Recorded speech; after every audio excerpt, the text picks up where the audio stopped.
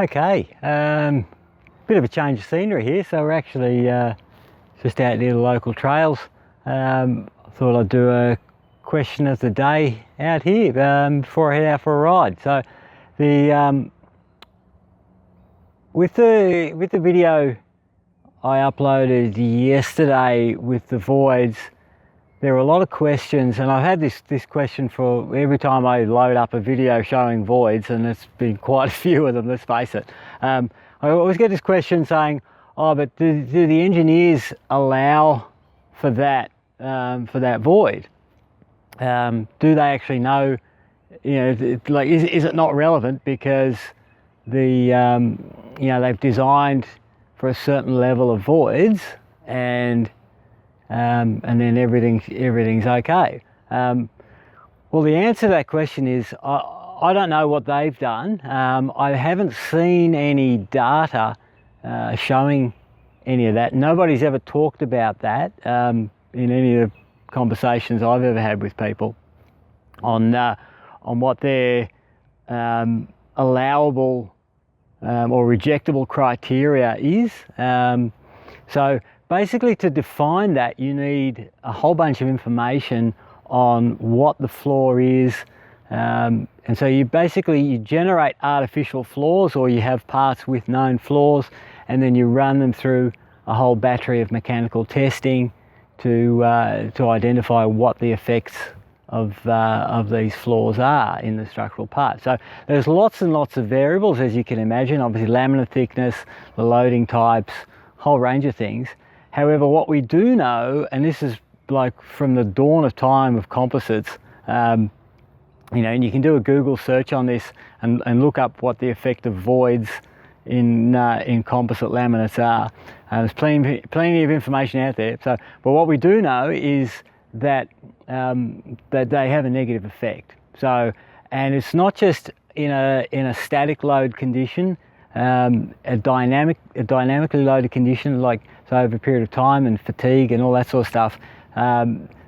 Those sort of voids act as failure initiation points. So there's no point debating that. That's known. So everybody, all the research, that's known. So the question is to the manufacturers, have they got that data, and and are they acting on that information? If they are, then it's all sweet. They know what the flaws are. They allow for that, then it's all sweet. If they don't, then it can be a problem. So now I suspect that they probably don't have that information, just because they have these big recalls. So, Specialized did a recall just recently where they had 13,000 forks required to be recalled. So if you're doing testing on the run, so even if you're doing batch testing of 1 in 10, 1 in 20, even 1 in 100, you're not going to get to the point where you have to recall 13,000 forks.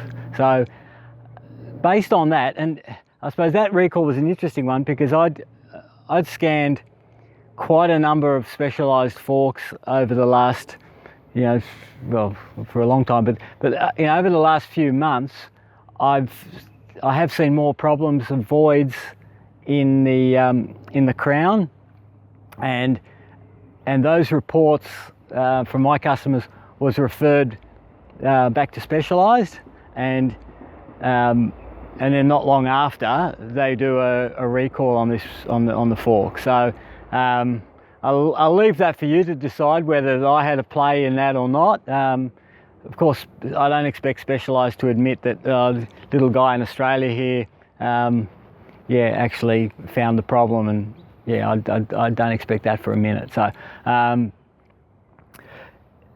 so coming back to the effect of voids, yes, they do have a significant effect. If you know about them, then you can do allowables in the laminate to reduce that effect.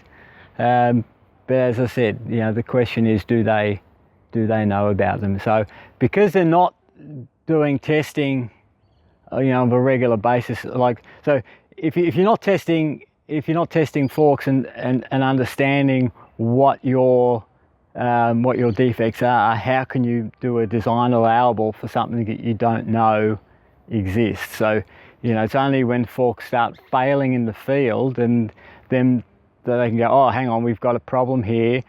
We need to re-engineer and we've got to recall 13,000 forks or whatever. So, so my point is that if you do more testing, then you don't get yourself in a situation where you need to recall 13,000 forks. So, yeah, I mean, the other thing is that, if you look at a brand like Trek, their marketing is, their composite technology, which they've been spruiking for a very long time, for 20 odd, well, probably almost 30 years now, is optimum compaction, low void. So they know you don't want voids. We all know it. Everyone who works with composites knows you don't want voids. So, so in summary, yes, voids have a problem. It can be a problem.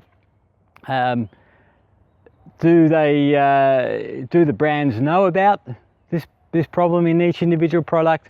That's probably debatable. So yeah, if they do and they've allowed for it, happy days. Yeah.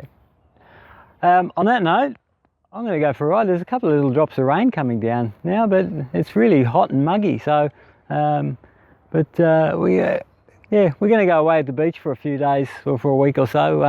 I'll see if I can upload some videos over that time, but yeah, we'll see how we go. All right, till next time. I hope they answered the question. Put any comments below, and we'll see you again soon. Okay, bye.